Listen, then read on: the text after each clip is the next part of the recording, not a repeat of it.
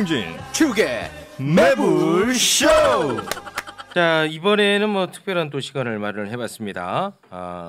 법조인 한 분하고 프로파일러 한 분을 모셨는데요. 타이틀 없이 바로 그냥 만나보겠습니다. 바로 그럴까요? 네. 오늘 저 또 식목일이라고 해가지고 네. 또 아주 특별한 분장을 하고 와주셨습니다. 왜 저래야만 하는지는 저는 솔직히 잘 모르겠습니다. 그게 저분의 행복일 수 있잖아요. 아, 그래요? 네. 뭐 존중해야겠죠. 네. 네. 우린 절대 저런 걸 요구하지 않았다는 거 다시 한번 그렇습니다. 말씀드립니다. 네. 사법고시 61등에 빛나는 신유진 변호사님 어서 오십시오. 안녕하세요. 네, 네. 네. 오늘 식목일 특집이라서 스피노자는 내일 지구가 멸망하더라도 오늘 한 그루의 사과나무를 심겠다. 네. 저는 내일 지구가 멸망하더라도 매불쇼에 나를 심는 마음으로 네. 제가 이렇게 나왔습니다. 알겠어. 그거 어디서 난 거예요? 근데 이거는 이제 의상 대여점이 있더라고요. 네. 그래서 거기 가서 빌렸어 또 빌렸습니다. 얼마에? 7만 원입니다. 아유 왜 그래야만 해요? 아니 팔이 들어져요 혹시? 팔이 들어줍니다. 쭉 한번 뻗어보실 수 있나요? 아 저런 모양이에요? 왜 이래야만 하냐? 그 죄송한데 식목일. 7만 원이면 네. 오늘 다른 방송도 있어요? 아니요. 여기서 한번 하고 끝이야? 네네네. 참 비효율입니다. 아니 오늘 제가 보니까 비효율. 식목일을 모르시더라고요. 제가 이 옷을 준비해 네. 왔다가 아시면 네, 또 재미없으니까 또 오프닝에 했는데 네. 또 하면 재미없으니까 안 하려고 했는데 모르시더라고요. 아유 죄송합니다. 저희가 그래가지고 나무 심겠습니다. 매부 오프닝 때부터 네. 브라질리안 하길래 뽑는 얘기를 저는 심으러 왔습니다. 아유 네. 죄송합니다. 네. 매부쇼에 저를 안착시키도록 하겠습니다. 알겠습니다. 네. 저희가 나무 심기를 꼭 약속 드릴 테니까 얼른 환복하고 돌아와 주시기 바라겠습니다. 이게 뭔 불편함입니까? 뭔 수고로움이에요. 아니 저걸 어디서 빌리는 거지? 모르겠어. 와. 뭐 MBC 의상실에서 빌리는지 뭐 잘 모르겠습니다. 의지와 노력만큼은 우리가 대단합니다. 대단합니다 진짜. 네. 네. 아이고 힘드네요. 최욱 씨 자꾸 그리고 저 서브에 글자 좀 가리지 마세요. 아, 죄송합니다. 네, 광고 좀 불편해하시네요. 죄송합니다. 대단히 죄송합니다. 네. 바로바로 지적해 주세요. 이 부분에 고맙습니다. 있어서. 네. 네. 자 그리고 배상훈 프로파일러님 나와주셨습니다. 어서 오십시오. 안녕하세요. 네, 배상훈입니다. 오랜만에 네, 뵙습니다. 네. 반갑습니다. 매불쇼는 처음 오셨어요? 처음 오셨습니다. 많이 구경했는데요. 네. 아, 네. 우리 또 출연 예. 네, 출연 처음입니다. 출연은 처음이시고. 처음이에요. 네. 저는 네. 자주 워낙 뵈갖고 어디서 많이 뵀지? 서울. 그 서울시에서 많이 만났습니다. 그랬나요? 네. 자, 알겠습니다. 자, 오늘은 사건이 굉장히 좀 무시무시한 그런 사건이죠. 어두운 사건입니다. 지금 제일 관심도가 지금 높은 그런 그 사건이죠. 사건이군요. 네. 네. 최근에 이제 다시 조명을 받고 있다고 표현해야 될 것 같아요. 음. 가평 계곡 살인 사건. 근데 이 사건을 들여다보면 들여다볼수록 너무 많은 이야기들이 있어요. 이상한 점들도 너무 많고 네. 의아한 점들도 많고 이거는 뭐 저희끼리 다룰 수 있는 부분이 아니기 때문에 전문가분을 또 모셨고요. 그리고 그 안에서 또 법적인 부분은 네. 우리 또 신유진 변호사님께서 체크를 또 해주시도록 하겠습니다. 이 사건에 대한 이야기를 좀 들어야 되나요? 어떻게 되나요? 이거 어디서부터 출발을 해야 될지도 참 애매합니다. 예. 뭐 일단 살인 사건부터 시작을 하죠. 네. 공식적으로 인천지검에서 공개 수배를 내린 상태고요. 두 사람. 예, 출국 금지. 이은혜 31세, 조현수 30세 공개가 됐고요. 지금 체포영장이 발부된 상태입니다. 사건은 이제 2019년 6월에 발생을 합니다. 그러니까 이은혜의 남편이시죠, 윤 씨. 윤 씨가 이제 처음에는 익사, 그러니까 다이빙 명소인 용소 계곡이라고 가평에 굉장히 유명한 데라고 합니다. 네. 그래서 이 씨의 남편 윤모 씨가 당시에 이제 39세인 분이 그러니까 이제 그냥 사고사 형태로 되고 신고되고 그 다음에 그래 익사 처리가 된 거죠. 가평 경찰서에서도 일단 그 변사 사건 사고사 처리로 됐습니다. 네. 근데 그 뒤에 이제 10월에 지인 유족들이 문제 제기를 많이 했죠. 그래갖고 거기가 아니라 일산 서부경찰서에서 다시 재개가 됐습니다. 사건을 다시 들여다봤습니까? 일산 경찰서에서 서부경찰서. 이제 말하자면 이게 이제 발생지하고 이 관련된 사람이 신고한 부분 이게 이제 나눠지기 때문에 그리고 그래서 인천지검으로 옮겨가게 된 거는 아마 이 사람 이은혜 씨의 관련 지역이기 때문에 그런 거고 사실 그건 뭐 별로 중요하지 않지만 당시부터 한 1년 반이 넘게 걸렸죠. 왜냐하면 2019년 10월에 재수사가 시작됐는데 1년 넘게 재수사를 한 후에 다시 이 의정부지청 고양 의정부지검 고양지청으로 송치를 했습니다. 유죄 의견으로. 네. 그다음에 인천지검으로 다시 넘겨서 네. 거기서 수사를 한 다음에 네. 지금 수사가 진행되고 예. 그다음에 혐의점이 생겨서 조사하던 중에 2명이 도망간 겁니다. 네. 그 이은혜 씨가 지금 이제 도망 다니고 있는 이은혜 씨가 이 보험금을 안 준다고 해가지고 방송사에 제보했고 그리고 이제 그것이 알고 싶다 해서 이 관련해서 다루지 않았습니까? 예. 그때만 해도 이거는 그냥 의혹이었잖아요. 예. 뭔가 좀 이상하다 정도였는데 최근에 뭔가 혐의점이 명확하게 좀 밝혀졌나 보군요. 근데 당시에도 사실은 그 가평 경찰서의 수사 자체가 조금 미진한 부분이 없지 않습니다. 왜냐하면은 이 그 정황상 그렇게 되기가 어려운데 이제 근데 사실은 그런 이제 부인과 일행이 이 사람이 사고로 죽었습니다라고 주장하는 바를 뒤집을 정도는이었느냐 그건 좀 다른 문제인 거고 그래서 이제 근데 그냥 있었으면 사실은 뭐 그냥 덮여졌을 것을 네. 이은혜라는 사람이 일종의 탄원을 한 거죠. 말하자면 방송사나 여러 군데. 네네네. 그러니까 이제 저 보험사가 악덕이다.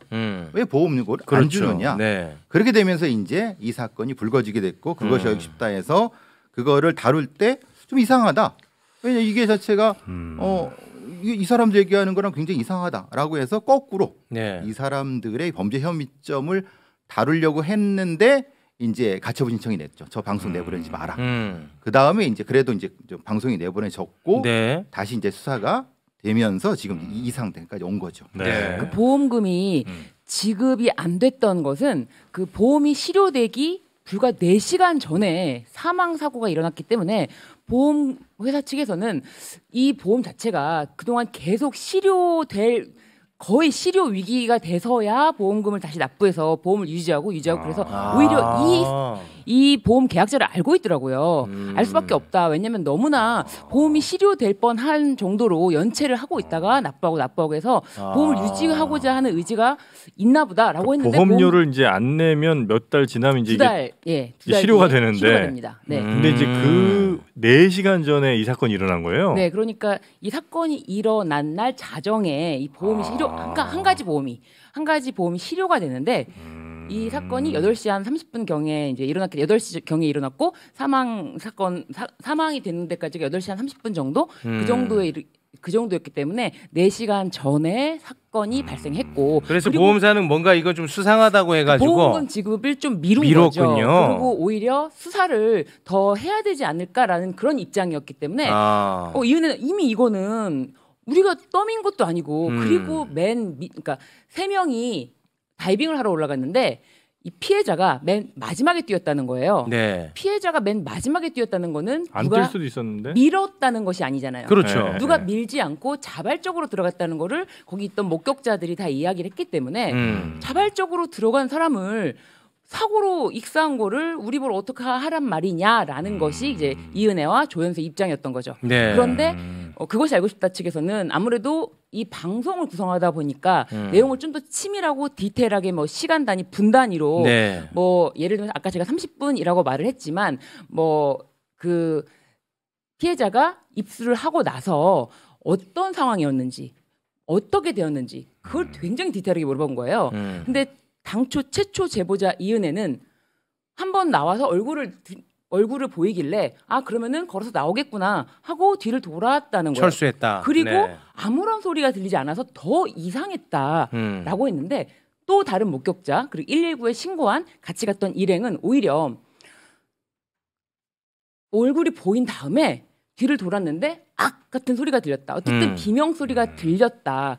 그래서 구해야 된다라는 이제 신호를 우리가 받고 뭐 옆에 있던 그 조연수 지금 공동 이제 네, 같이 다니고 있는 사람 공범으로 알려진 조연수가 옆에서 튜브를 타고 있길래 뭐 튜브 구조를 해야 되지 않겠냐라는 신호를 주다가 못 알아듣는 것 같아서 자신들이 직접 튜브를 가지러 갔다 뭐 이런 얘기가 나오는데 네. 사실 의문이 되는 게 튜브를 타는 사람이 옆에 있고 그 사람도 뭔가 허우적거렸다면 튜브를 던져서 구조를 할 수도 있었는데 네. 전혀 그런 행동을 하지 않았다. 네, 네. 여기서 이제 문제는 부검 상황은 폐에서 포말이 나왔다는 겁니다. 포말? 왜냐하면 물에 빠지면 꼬르륵 하잖아요. 네. 몇 번 왔다 갔다 하면서 죽죠. 뭐 잘 아신 뭐 것처럼. 그렇겠죠. 이 물은 네. 보통은 이제 한 번에 빠지면 그냥 쭉 들어가는 게 아닙니다. 그렇겠죠. 살아나려고 헤매다가 물을 올라섰다가 내려갔다 하면서 물을 먹게 되면서 공기와 물을 같이 먹으니까 폐에 포말이 생깁니다. 근데 이 사람들의 지금 변호사님 말씀하신 진술상에 그게 느껴집니까? 전혀 없죠. 왜냐하면 네. 이은혜는 조용히 그 다른 사람은 아무 소용이 없이 어떤 사람은 그러니까 이들의 모든 진술이 부검 상황과 안 맞는 안 거예요. 맞아. 그러니까 검찰도 경찰도 이건 아니다. 그렇지. 그러니까 부검 상황과 본인의 진술이 안 맞는 것은 이 사람들이 그것을 그냥 빠지는 걸 보고 있었거나 밀진 않았지만 네. 좀 이따 그 부작위에 대해 말씀하시겠지만 네.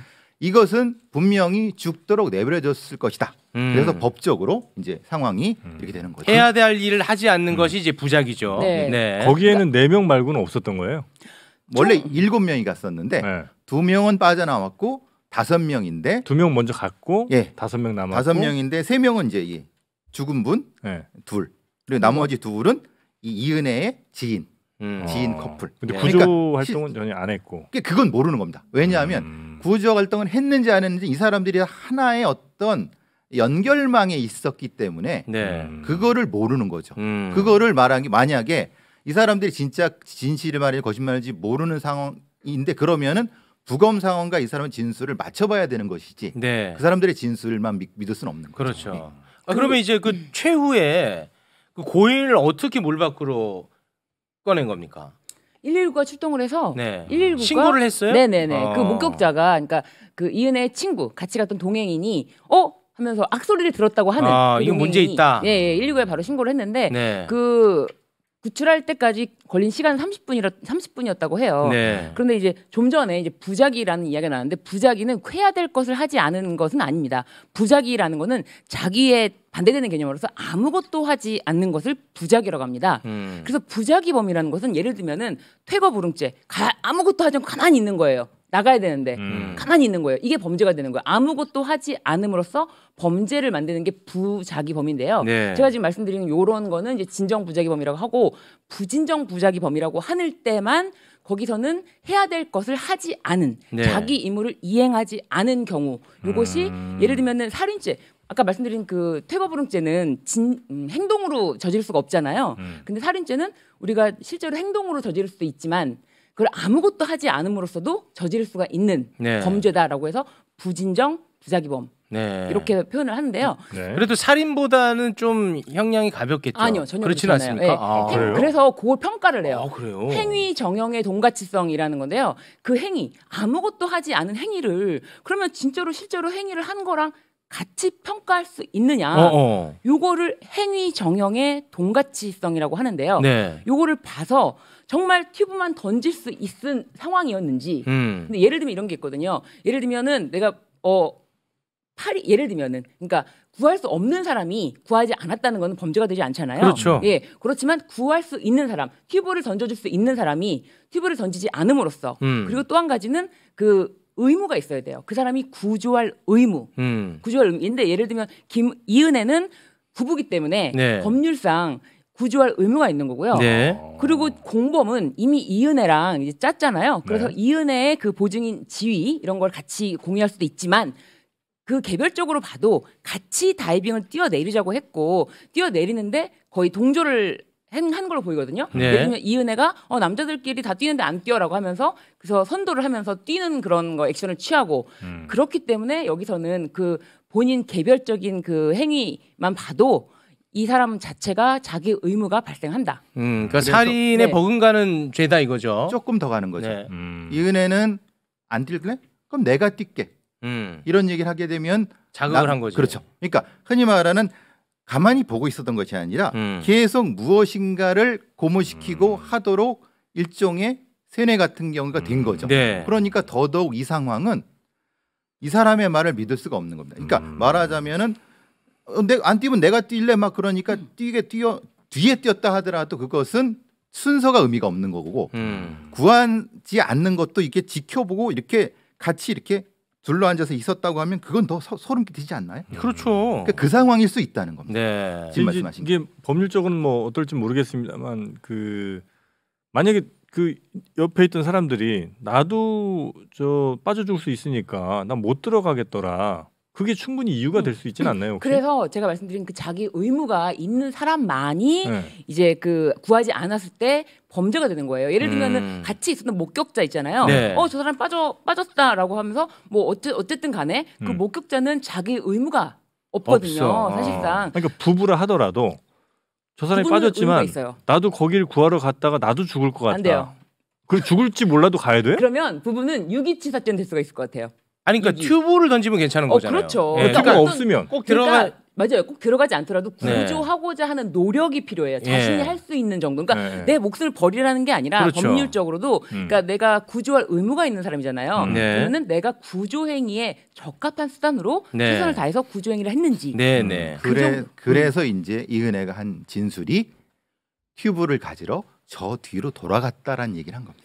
그 진술을. 그러니까 지금 말씀하신 그걸 빠져나가기 위해서 이 진술을 하니까 진술상은 맞아요. 근데 현장에서는 안 맞죠. 왜냐하면 자기 남편이 지금 꼬르륵 들어가는데 나는 저기 가서 튜브를 가져오겠어요라고 하는 거지 않습니까? 그게 말이 안 되죠. 왜냐하면 옆에 있는 사람이 튜브를 가지고 있으면 그걸 던져주거나 했어야 그렇지. 되는 거예요. 정황상 안 맞기 때문에. 네. 뭐 줄을 던지든 뭔 어떤 간에 그렇죠. 뭐 살리고자 하는 의지가 보이면 된다는 그렇죠, 거잖아요. 그렇죠. 네. 네. 그러면 오히려, 억지로 네. 뛰게 했던 것도 죄가 되고 살리지 않았던 것도 죄가 되고 이 두 가지가 다 되는 겁니까? 아니요, 그 억지로 뛰게 한 그것으로 인해서 네. 그 선행행위라고도 볼 수 있거든요. 그러니까 이게 이 사람이 뛰게끔 만드는 거죠. 근데 이제 어쨌든 선행행위에 의해서도 자기 의무가 도출되는데 그런 거는 하나의 살인죄로 평가될 수 있어요. 살인으로 가는. 그러니까 이것이 과연 구하지 않아서 유기치사죄인가 아니면은 뭐 부작위에 의한 살인인가? 예, 부작위에 의한 살인인가에 나눌 때 그런 선행행위까지 전부 다 정황상 그리고 또 무엇보다 이 살인의 시도가 이것이 처음이 아니었다는 것이 더 문제죠. 네. 그러면 또 지금 이 사건 때문에 과거의 그럼 것들이 세 명이나 된다면서요? 뭐 계속 이제 그러니까 이제 나오고 지금 있던데요. 이은혜가 남편을 죽이려고 시도한 것도 두 번, 세 번째에 완수가 된 거라고 추정하고요. 그러니까 고인을 대상으로 했던 예, 예. 시도가 여러 차례 있었고 네. 뭐 세 예를 번째고. 들면은 뭐 보고피라든지 뭐 이런 그렇죠. 거죠. 양양에서 보고피를 예. 먹여왔고 이제 치사장에 못 미쳤다. 그다음에 네. 용인에 있는 낚시터에서 한 번 또 빠뜨리려고 예, 했다고. 빠뜨리려 했다가 주변 사람이 깨워서 그것은 미수에 그쳤다. 네. 그것은 이제 주변 사람의 진술에 의해서 나타나고 있는 거. 네. 그래서 그 남편분도 네가 날 밀었잖아라고 얘기를 했고 본인이 분명히 일정 정도 인식하고 있지 않았을까라고 하는 진술이 지금 나오고 있는 것 같아요. 네가 날 밀었잖아는 그 전에 낚시터에서 밀었던 걸 얘기하는 거죠. 그 얘기를 하는 거죠. 네. 그러니까 지금 이 부분에도 일정 정도 여러 가지 상황이 있었을 것이다라고 경찰도 추정하고 있을 겁니다. 네. 근데 지금 말씀하신 건 요 남편 말고 남편 말고 그 이전에 2010년도와 2014년도에 네. 한 사람은 이제 인천에서 교통사고가 있었는데 네. 본인만 살아났고 나머지는 죽어서 뭐 보험금을 가져갔다라는 것을 냈는데 이게 경찰이 지금 내사 중이고요. 또 하나는 파타야에서 스노클링하는 남자가 있었는데 그 사람도 역시 사고사 처리됐다. 이것도 역시 그쪽의 외무부를 통해서 지금 확인 중입니다. 네. 그러면은 그 사망한 전 두 남자와의 관계는 혼인 관계입니까? 뭐 그렇지는 않습니다. 아 그렇진 않습니까? 예, 그렇진 그럼 않은데. 혼인 관계에 있었던 사람은 이번 고인뿐입니까? 그렇죠. 예. 아. 근데 이제 첫 번째 사망 사고로 인해서 교통사고였는데요. 그게 사망자가 운전을 하고 있던 차에 그 이은혜가 동승자였던 거예요. 네. 근데 사망자는 운전을 본인이 직접 했고 동승자로서 보험금을 받은 거예요. 아 그럼 이 사망보험금을 내가 받은 게 아니고 그건 아니지만 아, 그냥 동승자로서 사건에 나도 이제 대한- 사고 피해자잖아요. 아. 그렇기 때문에 보험회사로부터 보험금을 받으니까 아 사람이 어떤 사고가 나서 죽으면은 보험금이 나오고 그런 어떤 거를 배우지 않았을까? 이거는 그러면 그건 이제 추정입니다. 추정이죠. 이은혜가 모르는 거죠. 뭔가를 했다고 보기는 조금 예. 어려운 건 있군요. 아, 그렇죠. 그리고 지금까지는. 너무 왜냐면 이게 네. 차량의 동승자라든 차량의 운전자가 동승자를 뭐 사망에 이르게 하기 위해서 운전을 했다라는 게 굉장히 본인에게도 위험하기 때문에 그렇죠. 런 거를 살인으로 보기가 어렵고 실제로 무죄 판결이 난 사건들도 많이 있거든요. 네. 네, 우리 저 선생님은 어떻게 보세요? 그 방금 이제 교통사고 건은 그래서 이게 지금 묘한 상황인 거죠. 그래서 지금 이게 교통사고 범죄에 대한 데이터베이스를 지금 경찰이 찾고 있습니다. 그러니까 정확히 어떤 사건이었는지를 지금 찾고 있는데 지금 이제 아직까지는 명확히 매칭되는 건 나오지 않는다고 합니다. 근데 그건 가능한 것은 2010년도라고 하면은 데이터베이스가 완벽히 돼 있지 않을 수 있는 상황이기 때문에 근데 충분히 가능성은 있을 것 같습니다. 이제 말씀드리면 처음에는 이제 완전한 범죄를 시도하다가 그것이 미진하니까 보험 청구를 이쪽으로 했을 수도 있고 다양한 방법이 존재하거든요. 그러니까 그건 이미 사건 수사가 된 후에 확인되겠지만은 위심적인 부분은 뭐 있는 거죠. 일단 교통사고는 좀 그렇고 근데 약간 파타야인가 거기에서는 조금 의심이 더 짙어지는 것 같긴 하던데. 그렇죠. 스노클링한 상태, 스노클링이 사실은 안에서 그냥 그 뭐라고 무산 산소통 없이 요거만 하고 들어가는 거죠. 빨대 같은 거 하나 물고 가는 거죠. 물고 들어가는 거죠.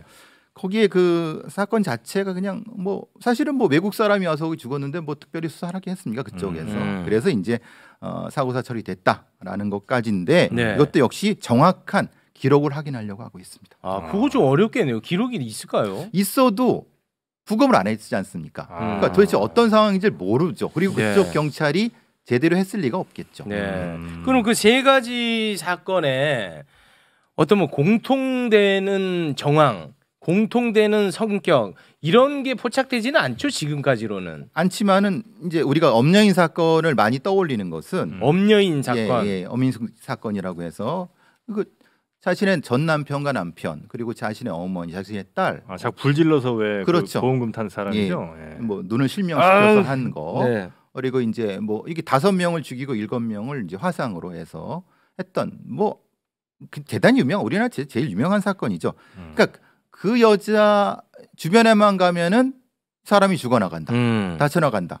이런 느낌이 이 이은혜한테도 풍기는 것이 아닐까. 그러니까 여러 지금 네티즌들이 의심하고 있는 거는 혹시 이런 류가 아닐까라고 하는 거죠. 그래서 네티즌 수사대가 밝혀낸 것 중에 하나가 또 이 이은혜가 20년 전에 러브하우스라는 프로그램을 출연해서 집을 고쳐주는 프로그램이었어요. 그래서 가난해서 힘들었지만 이렇게 사람들이 또 이렇게 도와주고 그래서 인터뷰 내용에서는 뭐 본인도 나중에 어려운 사람 돕고 싶다 이런 이야기를 했는데 이제 그것이 알고 싶다의 인터뷰 내용을 들어보니까 우리 집이 굉장히 가난해서 그 오빠가 그러니까 고인이 피해자가 우리 집을 많이 도와줬다. 그리고 사실이다. 그런데 뭐 왜 고인이 그렇게 빚까지 많이 지고 했냐 그랬더니 아니 우리가 뭐 가난했긴 했지만 특별히 저축할 그런 생각을 못 해가지고 여행도 많이 다니고 그러느라고 뭐 그래서 빚이 좀 있다 이렇게 이제 이야기를 해요. 그런데 뭐 그럼에도 불구하고 그러니까 예를 들면 본인이 가난하다라든지 본인의 상황이라든지 이런 거를 이용해서 나는 굉장히 약자다. 나는 약자고 나에게 도움을 줘야 되는 사람들이다. 당신들이 예를 들면 그것이 알고 싶다라든지 예를 들면 그 고인 윤상현 씨라든지 그렇게 도움을 줘야 될 사람이다라고 하면서 본인이 그렇게 세상을 이용하는 게 아닐까. 이용하는 우습게 보고 그리고 그것이 알고 싶다 해서 자기 뜻대로 방송을 해주지 않자 바로 가처분 신청을 하고 방송을 못하게 하고 손해배상 청구까지 굉장히 했거든요. 그러니까 이런 유형 저 죄송한 심리 분석은 이쪽에서 이제 사실 이런 부분 때문에 사실 연동이 되는 것이 아니라 일종의 동정 비즈니스에 익숙한 이은혜가 이 유사한 형태의 것을 반복하지 않았을까라고 하는 것을 이 경찰이 의심하는 부분인 거죠. 근데 충분히 의심할 만한 정황은 있는 거죠. 정황은 있는 거고 그게 이제 보통 아시다시피 이영학 사건과 연결이 돼요. 이영학 사건이 대표적인 일종의 사회적 동정을 빌미 삼아서 이영학 사건이 어금니 아빠인가요? 어금니 아빠 사건이죠. 그러니까 자신의 어떤 이 기형이나 이런 걸 통해서 사회적인 어떤 그 지원을 유도화해 갖고 잔혹한 어떤 살인과 이게 연결되는 부분이지 않습니까? 이게 연동이 되려고 하면은 그런 부분에 쉽게 사람을 속일 수 있고 속여서 무엇인가 얻을 수 있다는 경험치가 쌓이게 되면은 주변에 있는 사람들을 쉽게 속일 수 있고 방송도 속일 수 있다는 생각을 해서 대담하게도 이거 엄청 대담한 거죠. 그렇죠. 그것이 사실다에 대놓고 그걸 했다고 하면은 진짜. 연결성이 분명히 존재한다. 왜 그러면 애초에 러브하우스의 출연 자체도 사실은 아까 신님 말씀하신 것처럼 조금 이상한 부분이 있을 수 있다. 왜냐하면 일종의 가공된 부분이 있지 않았을까라는 것이 지금도 의심하는 부분인 거죠. 오히려 거꾸로 그쪽부터 뭐가 잘못되지 않았을까라고 하는 거죠. 아니 그럼 뭐 약자처럼 보이려면 그럼 덜 화려하게 다녀야 될 것 같은데 뭐 지금 보면 좀 뭔가 화려한 느낌 아닙니까? 그건 좀 뭔가 언밸런스 같은데 그런 부분은. 근데 이제 이 화려함이라는 게 사실은 딱 보면은 아주 뭐 이런 명품이나 이런 것은 아니고 지금 이 남편분이랑 나이 차이가 좀 있습니다. 11살 정도 되는데 사실 이 남편분하고의 만남 자체도 제가 보기에는 일정 정도 어떤 일종의 작전 같은 거 있지 않았을까? 계획된 만남일 가능성. 왜냐하면은 그 뒤에 혼인 신고라든가 아니면 거주 같은 게 너무 이상합니다. 왜냐하면 신혼집은 다른 데 있는데 또 수원에 단칸방을 삽니다. 신혼집엔 자기가 살고 단칸방에는 남편만 사는 겁니다. 그러니까 이제 근데 월급은 누구하고 가 있냐면 이은혜로 가게 돼요.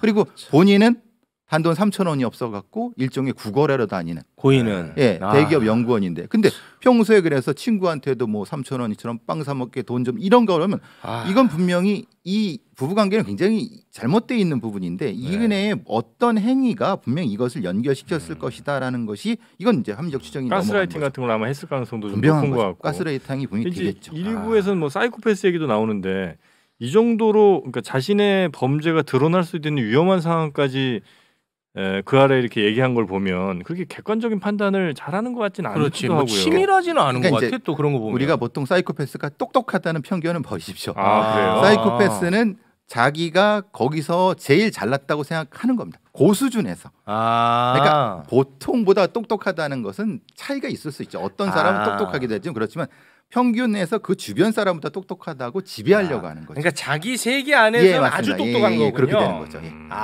그런 사람들이 보통 지배력을 행사하려고 이렇게 가스라이팅을 하죠. 근데 가끔 다른 세상에서 뭔가 이렇게 하려다가 아주 바보 같은 짓이 눈에 훤히 보일 수도 있겠군요. 그래서 바로 잡히는 것이 여러 경태가 됩니다. 그러니까 내 세계 안에서는 내가 제일 똑똑하고 내 세계 안에서 모든 거를 다 컨트롤 가능한데 이게 이제 객관적 세계로 나오면은 굉장히 허술할 수도 있다는 거예요. 근데 남편한테는 먹히죠. 왜냐하면 남편한테 먹히죠. 그 세계 안에 있으니까. 남편은 자기한테 목을 매게 됐으니까 그렇게 만들었으니까.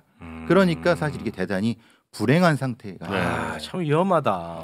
근데 이제 손으로 직접 밀어서 떨어뜨렸거나 아니면은 뭐 죽는 거를 뭐 행위를 직접 했다거나 아니면 그걸 목격한 사람이 없기 때문에 이게 단순 익사사고로 끝날 것이다라는 그런 생각을 저는 어쨌든 제 개인적인 추측이지만 그 스노클링 사건에서 좀 학습이 있지 않았나. 거기서 한번 이렇게 죽으니까 한번 학습을 했구나. 저는 좀 그런 의견이 들더라고요. 그래서 학습을 하고 그렇다면은 물에 빠져서 이렇게 익사가 가장 사고사로 되기가 쉽지 않을까. 아까 말씀하신 것처럼 포말이 나왔다는 거는 이 사람은 분명히 물 밖으로 나왔던 흔적이 있는 건데 이 사람들은 이미 튜브 차른다고 갔고 조연수만 그 현장에 어쨌든 있었거든요. 네. 그렇기 때문에 좀 그런 부분이 의심스럽기도 조연수라는 하고. 건 이제 그 같이 다니는 남자라고 알죠. 남자 매연남이라고도 하고 공범이죠. 여기서 이제 조연수와 이은혜의 관계가 사실은 중요합니다. 그렇죠. 무슨 관계요? 왜냐하면 이게 조연수가 주범이고 이은혜가 종범이거나 아니면 반대로 이은혜가 주범이고 조연수가 종범이어야지 성립이 되거든요. 우리가 공범이라고 해서 똑같은 동등한 위치에 있다고 하는 것은 이제 이런 범죄에서 성립되지 않고요. 그러니까 말하자면 이은혜가 주도적으로 여러 범죄를 기획했고 조연수는 일종의 실행자 형태에 있을 가능성이 훨씬 더 높은 상황이죠. 왜냐하면 이은혜의 과거 행적들과 연결돼 보면은 자신의 주변의 사람들을 대단히 이용을 하려고 하는 사람이라고 하면 그러면 조연수도 어때 그렇게 만났을지 않았을까라는 판단을 해보면은 지금의 도주 행각의 행동 패턴을 읽을 수가 있는 거죠. 근데 이제 인터넷에서는 물론 확인되진 않은 정보겠습니다만 뭐 그냥 편히 하는 얘기로 뭐 포주와 성매매 여성 이런 식으로 만났다는 얘기가 있잖아요. 그렇죠. 형식상으로 그럴 수 있습니다. 그러나 실제로 지배력은 이은혜가 가졌을 가능성이 있다고요? 보통 가출팸이라든가 아니면 청소년의 그 링범죄 집단 같은 경우는 역전되는 경우가 있습니다. 그렇습니다. 왜냐하면 보호자로서의 오빠를 필요로 하는 주범으로서의 이 여성이 이런 경우도 종종 나타날 수 있습니다. 그 범죄자들이 뭐 이렇게 계속해서 범죄를 저지를 때 범죄 환경의 공통점도 찾을 수 있습니까? 뭐 예를 들면 뭐 물을 활용하는 범죄자면 물 쪽으로 계속해서 뭔가 환경을 조성하려고 한다든지 그런 경향성들이 좀 있습니까? 엄여인은 불을 이용했죠. 아 그런 경향성이 있구나. 예, 그거는 바꿀 수가 없습니다. 왜냐하면 그걸로 일종의 만족감을 높였기 때문에 그걸 가지고 그거 이상에 가는 겁니다. 그래서 엄여인도 처음에는 자가만 불로 했다. 그 다음에는 완전 신나를 얼굴에 확 뿌리는 형태. 그러니까 확산되는 거죠. 마찬가지로 지금 이은혜가 물을 이용하거나 물과 관련된 걸 했다고 하면은 대단히 거기에 익숙했을 겁니다. 그렇기 때문에 왜 이은혜는 물과 계속 관련되지? 라고 하면은 설명이 되는 거죠. 일단 자기가 성공한 맞습니다. 케이스가 있고 예. 거기에 더 자신감을 갖고 뭐 이렇게 되겠군요. 그렇죠. 물론 추정입니다만 그렇게 네, 될 수 있는 거죠. 지금까지는 이제 추정입니다. 아, 근데 조연수라는 사람은 이렇게 옆에 있으면 무섭지 않나요? 이게 이런 만약에 같이 지금 다닌다고 한다면. 근데 무서워도 우리가 있지 않습니까? 매운 걸 먹는 이유가 저걸 먹어도 우리가 맵다는 걸 알지 않습니까? 근데 왜 먹습니까? 땡기잖아요. 그 효과일 수 있다고. 근데 신기한 거는 또 조연수라는 이 공범의 여자친구가 이 그것이 알고 싶다 방영 직후에 2020년도 그 직후 이제 2020년도 12월 달에 어떤 유튜버와 인터뷰를 했는데 그 인터뷰를 뭐 공개를 하지 않고 있다가 최근에야 공개를 했는데 네. 정말 그것이 알고 싶다를 보고 좀 깜짝 놀랐다고 해요. 정말 전화를 해가지고 정말 죽였냐 뭐 이렇게 물어보기도 했는데 조연수한테? 네네네. 네. 왜냐면 본인과 사귀던 당시에도 그 이은혜와 그 내연 관계, 불륜 관계라는 걸 알게 돼서 너무 끔찍하다라고 해서 자기는 이제 헤어졌다라고 해요. 근데 어쨌거나 이은혜와는 계속 뭐 내연 관계, 불륜 관계를 계속 유지하면서 또 한 가지는 이 지금 피해자의 사망 이후에 그 피해자의 집 피해자가 거주했다는 그 단칸방이라든지 신혼집 이런 CCTV를 확인해 보니까 여기를 조연수랑 같이 들어왔다 수시로 나갔다 왔다 해요. 갔다 하는 거죠. 네, 그리고 그 피해자의 그 컴퓨터 하드도 같이 들고 나가기도 하고 이러면서 그 둘의 관계는 거의 그냥 공동체 관계다 이렇게 보이더라고요. 근데 지금 뭐 목격담들이 좀 나오고 있는데 말이죠.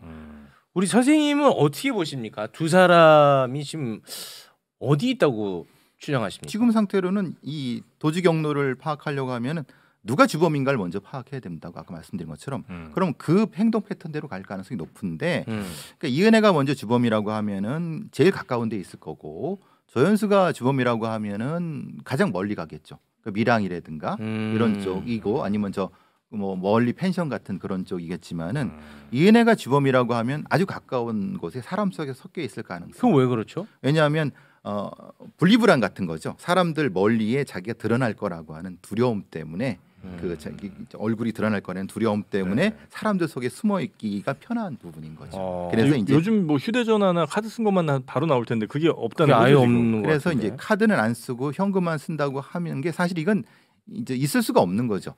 왜냐하면 보통 이건 한 2달 정도면 다 끝납니다. 아무리 현금을 지고 다닌다 하더라도. 그렇겠죠. 네. 그러니까 아마 조력자가 있을 것이다. 아. 근데 조력자도 역시 지금 이은혜의 패턴상으로 봤을 때 이은혜의 조연수처럼 누군가 비슷한 어떤 것이 있다고 하면 이건 설명이 된다. 그러니까 지금 찾으려고 하는 건 그걸 찾아야 되는 거죠. 근데 또 한편으로는 조력자가 많으면 많을수록 드러날 확률이 그만큼 또 높아지는 거 아닙니까? 높아지는 거죠. 그러니까 이제 과거에 지금 행적이 드러나지 않는 건 2019년 이전이거든요. 그 중에 있을 수 있다는 거죠. 지금 숨어 있거나 어디 있는 거는. 네. 지금 상태는 외국으로 그러니까 공식적으로 나간 기록은 없다고 합니다. 네. 그러니까 말했다고 하면 뭐 밀양이거나. 근데 코로나 이후에는 실제로는 중국과 일본 밀양은 거의 불가능합니다. 왜냐하면 공안들이 완전히 차단하고 있거든요. 네, 왜냐하면 그 방역 문제 때문에. 네. 그나마 요즘 그래도 어쨌든 마스크 쓰는 게 다 일반적인 거라 얼굴이 좀 덜 드러날 수는 있겠군요. 그렇죠. 그런 부분도 있죠. 그래서 지금 저는 2명만 추적하면 안 된다. 1명을 추적해야 된다. 그러니까 예를 들면 이런 경우는 최악의 경우는 이 정도라고 하면 증거를 인멸하기 위해서 하나를 죽였을 수도 있는 겁니다. 네. 왜냐하면은 지금 왜 우리가 둘만 쫓습니까? 둘 중에 하나가 하나를 한 다음에 하나가 도망다닐 수도 있는 거죠. 그러니까 이제 경찰은 이 다각적으로 보고 있는 거죠. 둘만 찾는 게 아니니까요. 뭐 여러 가지 이제 경우의 수를 이제 말씀을 하신 겁니다. 네. 알겠습니다. 무섭다 오늘. 여러 가지로 좀 힘드네. 자, 여튼 그럼 아무튼 길지는 않겠군요. 곧 어찌 됐든 어떤 형태로든 뭐 포착을 하든 잡든 뭐 이런 결과가 좀 나오겠군요. 그렇죠. 지금 뭐 신창원 한 6개월 됐죠. 우리나라 최대 도주한 게 지금 4개월이니까 그 정도의 기술을 이 사람들이 가지고 있지는 않다고 그게 하면은 쉽지 않군요. 예. 요 며칠 안에 잡힐 텐데 네. 문제는 잡히는 결과가 네. 최악의 경우가 아니길 바랍니다. 그래서 네, 와서 네, 진실이 밝혀지길 바랍니다. 네네. 알겠습니다. 오늘은 여기에서 네. 마무리를 짓도록 하겠습니다. 두 분 네. 함께해 주셔서 고맙습니다. 감사합니다. 고맙습니다. 네, 네, 고맙습니다. 고맙습니다.